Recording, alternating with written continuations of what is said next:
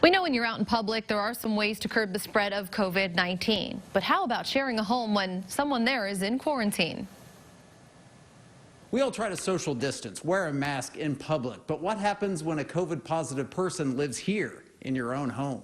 We know that there are people that stay in the same home and don't, get infected. Infectious disease doctors say the best way to do that: Stay separated as much as possible. that means the COVID positive person should use a separate bedroom and separate bathroom if possible. This person should be trying to stay obviously out of those common areas. But if they can't, clean and disinfect electronics, doorknobs and handles, and hard surfaces, especially in the kitchen 3 times a day.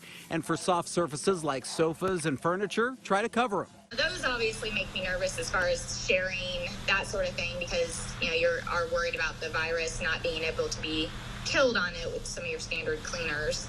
So you're probably going to get your best bet with using, some of the aerosol type cleaners on those. Experts say both healthy and sick people should wear a mask if in the same room. If you could open a window, if that's possible, something that can kind of help getting that, that air kind of circulating. Make sure that trash cans have liners for contaminated items, and when it's time to do the laundry, keep the sick person's items separate. And you can use, warmer water or hotter water, then go ahead and do that and dry in a dryer as hot as you can have it for the garment.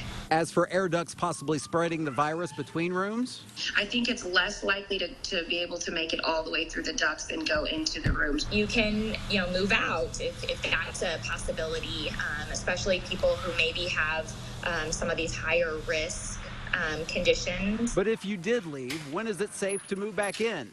The person is no longer considered contagious after they have 3 days without fever and 10 days after their symptoms started. Experts say in that case, the sick person should be feeling better enough to clean the house thoroughly before healthy people come back inside.